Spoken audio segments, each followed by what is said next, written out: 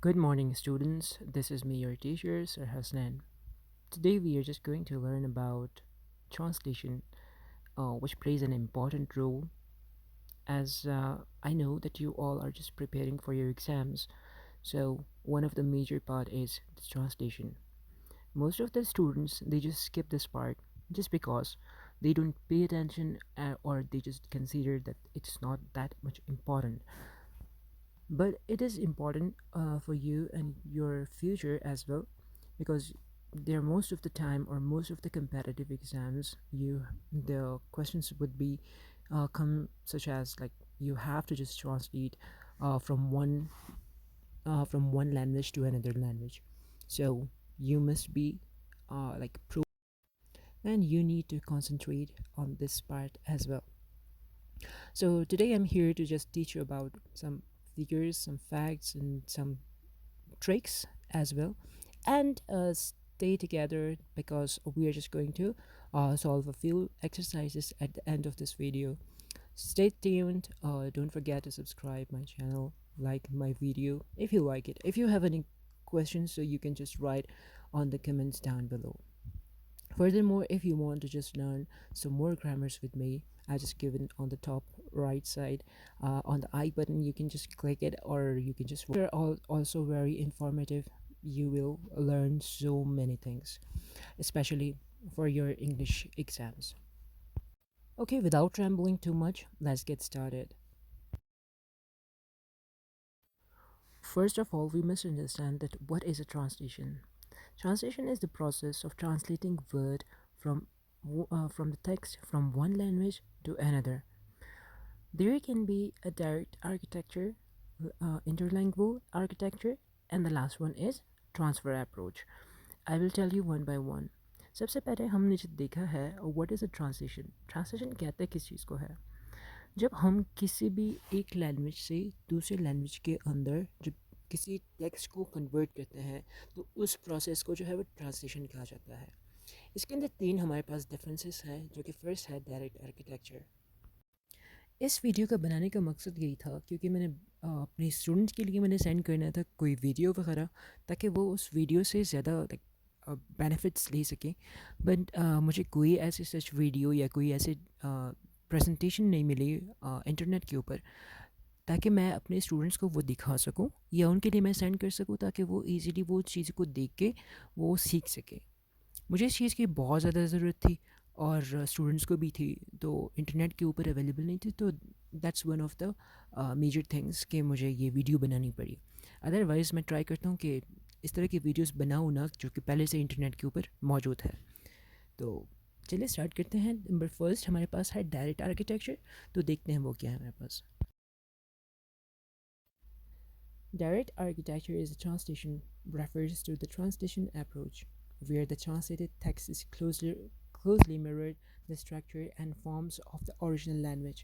This approach aims to maintain the scientific and the grammatical features of the source's language while rendering the content into the targeted language. It prioritizes a fidelity to the original text structure over a naturalness in the targeted language. तो इसके अंदर हमें ये बताया गया है कि direct architecture का मतलब डायरेक्ट ट्रांसलेशन ही होता है डायरेक्ट ट्रांसलेशन के अंदर जो है वो हम बिल्कुल लाइक वही सेम चीज़ को कॉपी करने की कोशिश करते हैं फॉर एग्ज़ाम्पल अगर आपके पास जो है वी है तो उसको हम किस चीज़ में कन्वर्ट करेंगे वो में कन्वर्ट करेंगे तो इस तरह करके हम डायरेक्ट ट्रांसलेशन करेंगे लेकिन ये काइंड ऑफ जो है वो समटाइम्स आपके लिए गुड होता है और sometimes bad but I would rather से कि आप इस चीज़ को अवॉइड करेंगे लेकिन थोड़े से चीज़ों में इसको अप्लाई कर सकते हैं ठीक है अवॉइड इस वजह से करेंगे क्योंकि आपका अगर सेंटेंस को आप सेम फॉर एग्जांपल आपका ऑब्जेक्ट है तो आप उसी ऑब्जेक्ट को डायरेक्ट उतारेंगे सब्जेक्ट है आपका और आपके पास वर्ब है अगर सब चीज़ों को डायरेक्ट करेंगे तो फिर आपके पास समटाइम्स आपका सेंटेंस बिल्कुल गलत हो जाता तो आपने मेरी तरफ से इस चीज़ को अवॉइड करना है Interlingual architecture. Interlingual architecture is a translation refers to a method where a meditating language known as the interlingua. It is used as the intermediate step in the translation process. This approach involves translating in the source of the text into interlingua and then translating it from the interlingua in the targeted language. It can be useful for translating between languages with a vast different architect structures or with the dealing with the complex technical content. अच्छा, इंटरलैंग्वा architecture हमारे पास like इंटरलैंग्वा का मतलब क्या होता है सबसे पहले? Inter के मतलब like between, and lingua means language. ठीक है, आप जब एक लैंग्वेज से, ठीक है, अपनी एक लैंग्वेज से दूसरे लैंग्वेज के अंदर उनको जब ट्रांसलेट करते हैं तो उसको हम इंटरलैंग्वा वो कहते हैं, आर्किटेक्चर या ट्रांसलेशन मेथड कहते हैं। और इस मेथड को one of the useful methods कहा जाता है। तो आप अपनी एक लैंग्वेज को मतलब दूसरे लैंग्वेज के, फॉर एग्जांपल आप सबसे पहले अपनी लैंग्वेज में इसको थिंक करेंगे। फॉर एग्जांपल आपका फर्स्ट लैंग्वेज उर्दू है, उर्दू स्पीकिंग है आप, तो आप उसको पहले अपने लैंग्वेज में वो सोचेंगे, फिर उसको आप क्या करेंगे, इंग्लिश के अंदर उसको ट्रांसलेट करेंगे। तो ये मेथड इंटरलैंग्वा आर्किटेक्चर कहलाता है। Dear students, this is the last one, which is also known as the transfer approach. The transfer approach is a translation focuses on the transferring the meaning of the source language text into the targeted language while adopting its linguistics and the cultural norm of the targeted audience. This approach emphasizes on conveying the message accurately and effectively rather than adhering strictly to form a structure of the source text. It allows more flexibility and creativity in the relationship process, aiming to produce a natural and idiomatic targeted text. अच्छा, यहाँ पे like मेरे जो सबसे favourite है वो हमारे पास transfer approach है, और ट्रांस अप्रोच इन ट्रांसलेशन भी कह सकते हैं इनको। तो ये कैसे मेरे लिए क्यों इम्पोर्टेंट है, और आप ये फॉलो कैसे कर सकते हैं? तो ये आपको जो है वो फ्रीडम देता है। किस चीज़ की फ्रीडम? आपको फ्रीडम जो है वो इस वजह से देता है कि आप अपनी मर्ज़ी से उस टेक्स्ट को जो है वो ट्रांसलेट कर सकते हैं। ये भी नहीं कि लाइक उसकी मीनिंग को बिल्कुल आप डिफरेंट कर दें, नहीं, बल्कि आप जो है वो कुछ चीज़ें अपने आप से थोड़ा सा ऐड कर सकते हैं। लेकिन ये आपका फॉर एग्जांपल अगर आपको सेंटेंस दिया जाए कि आपने इस चीज़ को ट्रांसलेट करना है, तो आपने उसके अंदर ये नहीं करेंगे आपकी बिल्कुल लाइक अपने आप से ही उसको चेंज कर दें, नहीं। लेकिन ये वाला आपको फ्रीडम कब मिलेगा? जब टीचर्स आपको एक कोई पैसेज दे दें कि इसको आपने ट्रांसलेट करना है, उसके अंदर जो है आप थोड़ा सा उसके अंदर चेंजेस ला सकते हैं। Otherwise, if a teacher had just given you a single sentence, one line sentence, ठीक है, तो आप कोशिश करेंगे कि उसको जो है वो ट्रांसलेशन मेथड जो हमारे पास सेकंड वाला था, ठीक है, तो वो वाला करेंगे, इंटरलिंगुअल वाला, ठीक है। अदरवाइज आप ये तीनों ही अप्लाई कर सकते हैं अपने किसी भी वक्त किसी भी काम के अंदर, ठीक है। लेकिन आपने एक चीज़ मद्देनज़र रखना होगा कि आपने जो है लाइक उस चीज़ का जो मेन एम है, मेन गोल है, जो मेन मैसेज है, वो ख़राब नहीं होना चाहिए। अगर वो चीज़ आपके टेक्स्ट के अंदर से आपके ट्रांसलेशन में चली गई, तो इट मीन्स उसका कोई फ़ायदा नहीं है, उसको आपको जो है उसके कोई मार्क्स नहीं मिलेंगे। तो आपने इस चीज़ का बहुत ज़्यादा ख्याल रखना होगा। Okay, so students, let's move towards the next thing, जो कि आपको सबसे पहले इम्पॉर्टेंट होता है, और मेरा मेन मकसद भी यही है कि आपको जो है वो सेंटेंस ट्रांसलेशन में सिखाऊं ज़रा। तो फार्मूला, हम जब भी सेंटेंस बनाते हैं इंग्लिश के अंदर, तो उसके अंदर एक फार्मूला होता है। मैं यहाँ पे किसी प्रेजेंट टेंस की बात नहीं कर रहा हूँ, पास्ट टेंस की बात नहीं कर रहा हूँ, फ्यूचर की बात नहीं कर रहा हूँ, लेकिन सिर्फ सिंपल सेंटेंस जब हम बनाते हैं तो उसके अंदर एक फार्मूला यूज़ होता है जिसको हम SVO कहते हैं, ठीक है। S stands for subject, V stands for verb, and O stands for object, ठीक है। जैसे कि मैंने यहाँ पे एक एग्जांपल बनाया है, ही प्लेज फुटबॉल, तो ही प्लेज फुटबॉल ये हमारे पास क्या है, एक सेंटेंस है। इसी तरह हम उर्दू के अंदर जब कोई सेंटेंस बनाते हैं उसके अंदर भी एक फार्मूला यूज़ होता है, वो है SOV, जिसको हम पहले कहेंगे सब्जेक्ट, फिर ऑब्जेक्ट, फिर वर्ब आता है इंग्लिश के सेंटेंस के अंदर। अभी जैसे मैंने इसको ट्रांसलेट किया है, ही प्लेज फुटबॉल को मैंने ट्रांसलेट करके लिखा है, वो फुटबॉल खेलता है। जी स्टूडेंट्स, उम्मीद करता हूँ कि आपको सिंपल सेंटेंस तो समझ में आ गए, लेकिन अभी हम देखते हैं कि प्रेजेंट इंडेफिनिट के अंदर हम क्या क्या यूज़ कर सकते हैं, ठीक है। जैसे कि करते हैं सेंटेंस कैन में यूज़ करते हैं, या ता हूँ। फॉर एग्जांपल मैं काम करता हूँ, अगर फीमेल होगी तो मैं हम काम करते हैं, मैं काम करती हूँ। ठीक है, अगर प्रेजेंट कॉन्टिन्यूअस था आपके पास, हम काम करते हैं और हम काम कर रहे हैं, मैं काम करता हूँ या मैं काम कर रही हूँ। ठीक है, तो आप प्रेजेंट कंटिन्यूअस के लिए ये चीज़ें यूज़ करते हैं। इसके लिए आप प्रेजेंट परफेक्ट के साथ चुके हैं। ठीक है, इसके साथ जो है वो फॉर एग्जांपल अगर फीमेल मेल था तो आप करेंगे चुका हूँ, अगर फीमेल थी तो चुके हैं या चुकी है। ठीक है, हाँ, अगर वीडियो के अंदर आपको कोई चीज़ समझ नहीं आ रही, थोड़ा सा पॉज करके वीडियो को और तहम्मुल के साथ एक एक चीज़ देख लें और उनको मेमोराइज़ करने की कोशिश करें। अच्छा, ऐसे ही हमारे पास जैसे पास्ट इंडेफिनिट हो गया, जिसको हम पास्ट सिंपल भी कहते हैं। ठीक है, फॉर एग्जांपल मैं काम करता था या मैं काम करती थी। ठीक है, अगर ज़्यादा लोग होंगे तो उसके लिए वो भी चेंज होगा। जैसे कि हम काम करते थे, हमने किया। ठीक है, इस तरह करके। इसके बाद हमारे पास पास्ट कंटिन्यूअस है, जिसको कहते हैं रहा था, मैं काम कर रहा था, मैं काम कर रही थी, हम काम कर रहे थे, हम काम कर रहे हैं।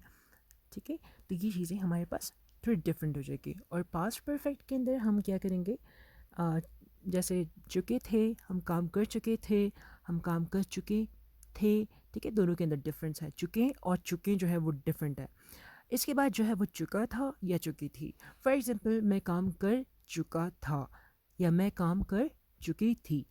आपने इस तरह करके सेंटेंसेस अपने कंप्लीट करने होंगे। Okay, so students, second thing हमारे पास है relative clause versus embedded questions. ठीक है, रिलेटिव क्लॉज जैसे हमें पता है कि relative clause is subordinate clause which modifies noun, जो कि हमें जो है वो नाउन के बारे में थोड़ा एक्स्ट्रा इन्फॉर्मेशन भी प्रोवाइड करते हैं। Anyone who thinks this will work is crazy. ठीक है, embodied questions are questioning within other statement. अच्छा, embodied हमारे पास क्या है, embodied questions ऐसे क्वेश्चन हैं जैसे लाइक स्टेटमेंट हो या लाइक क्वेश्चन हो, they function as a noun clause, और इसको जो है वो नाउन क्लॉज की तरह इस्तेमाल किया जाता है या फिर वैसे ही इस्तेमाल होता है। And as such should generally follow a statement, not a question. ठीक है, लेकिन इसको एज अ स्टेटमेंट की तरह लिया जाता है, ना कि क्वेश्चन की तरह। ठीक है, एक सेंटेंस है हमारे पास, the question is who won the prize. ये आपके पास एक सेंटेंस एग्जाम्पल है। ठीक है, तो इसमें जो है हमने एक दफ़ा इसको जो हु यहाँ पे आप एज ए क्वेश्चन भी ले सकते हैं या फिर जिसने या जो भी यूज़ कर सकते हैं। ठीक है, बाकी आप पढ़ सकते हैं। तो वीडियो काफ़ी लंबी हो रही है इसके लिए, तो आप सिर्फ इतना ही याद रख सकते हैं इसको कि आपके पास लाइक रिलेटिव क्लॉज की तरह भी यूज़ होता है, जिसको हम लाइक क्या कहते हैं, उसको नाउन को मॉडिफाई करता है।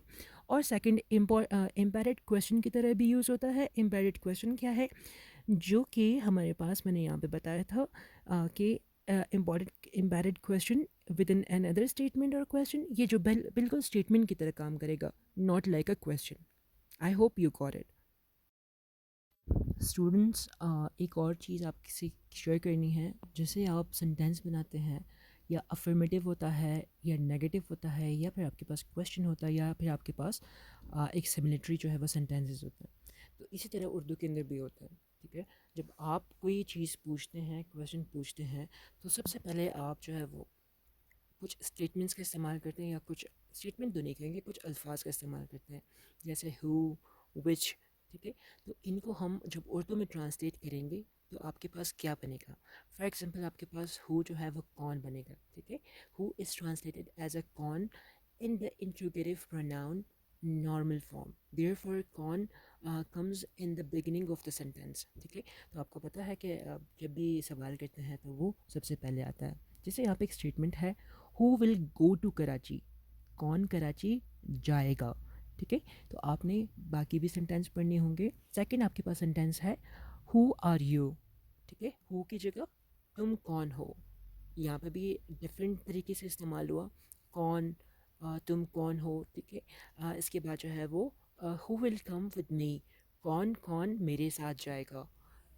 Who will come with me, कौन कौन मेरे साथ जाएगा। इसी तरह हमारे पास विच है। ठीक है। विच जो है वो इज़ अ इंट्रोगेटिव। इंट्रोगेटिव क्या होता है? लाइक सवालिया, ठीक है। इसमें जो है आप उसको जो है किस चीज़ में कन्वर्ट कर सकते हैं, या फिर आप उसको विच को जो है किस में कन्वर्ट करेंगे, या फिर कौन सा, किस में, किस में और कौन सा में कन्वर्ट कर सकते हैं, ठीक है। जैसे कि कुछ सेंटेंसेस बनाते हैं तो आपको समझ में आ जाएगा। विच मशीन रन रन्स फास्ट, कौन सी मशीन तेज चलती है।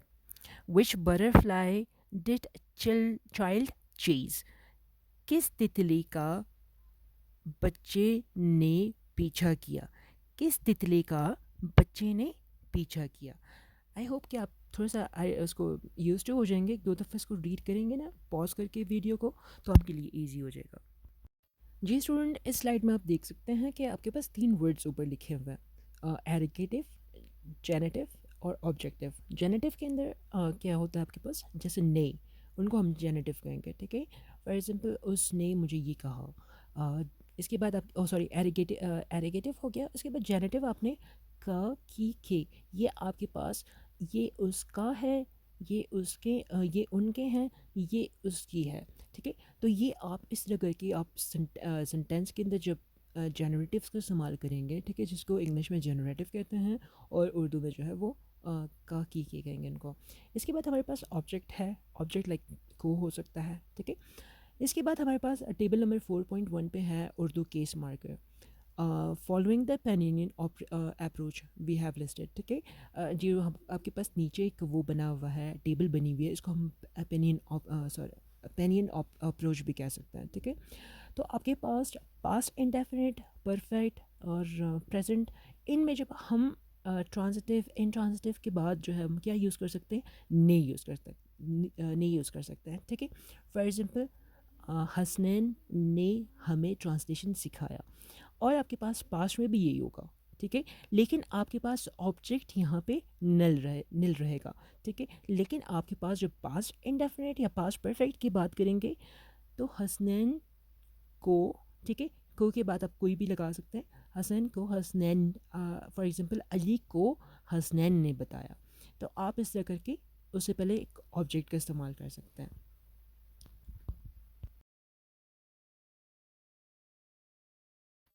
Students, when we use whose to show a position of the something, ठीक है। तो फिर जब उर्दू में इसको ट्रांसलेट करेंगे, जैसे सेंटेंस है आपके पास, whose book is this, ये किसकी किताब है, किस, ठीक है। ये किसकी, तो ये क्या होगा, किसी की ऑनरशिप को शो करेगा। when, where, why and who, ये सब जो है वो क्या होगा, ठीक है। तमाम हो सकता है, कब हो सकता है, कहाँ हो सकता है, ठीक है।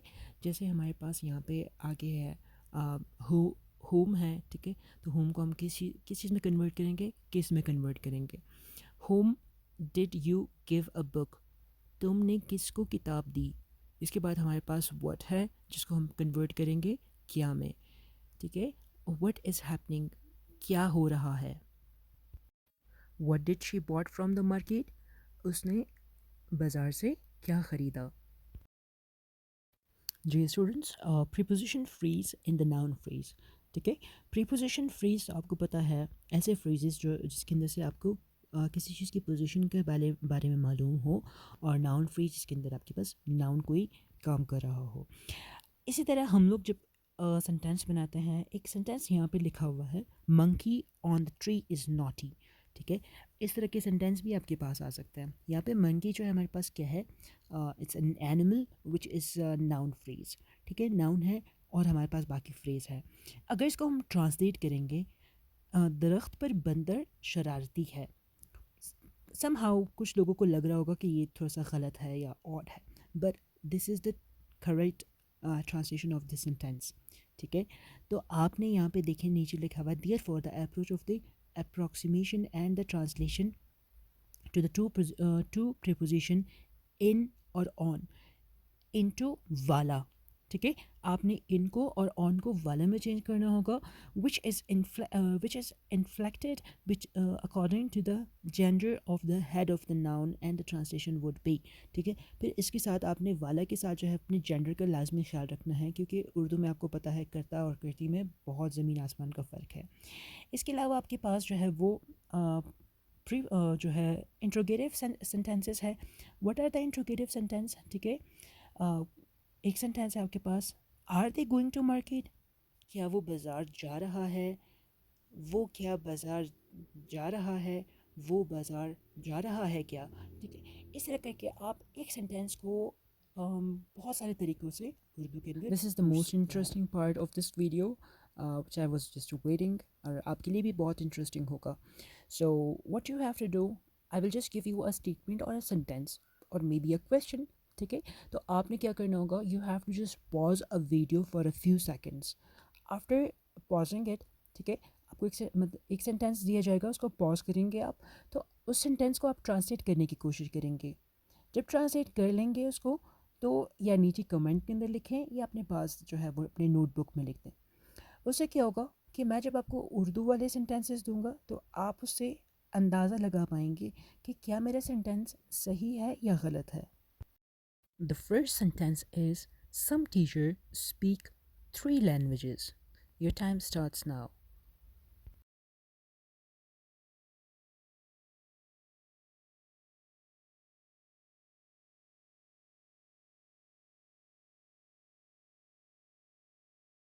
Let's see the answer. कुछ असातिज़ा 3 ज़ुबानें बोलते हैं। क्या आपने यही लिखा है? The second question is, the employees were in contact with the customers. Your time starts now.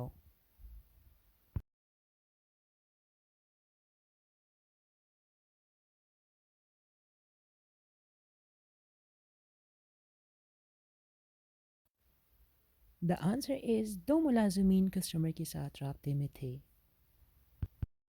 Sentence number 3 is, sorry, I have a meeting today at 10 a.m.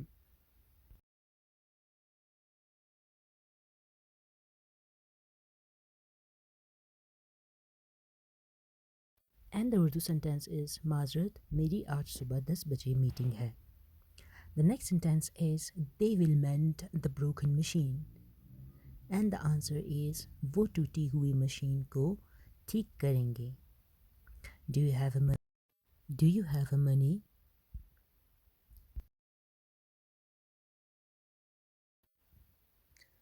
And the answer is, क्या तुम्हारे पास पैसे हैं? Thank you so much for watching. If you like my video, give a big thumbs up and subscribe.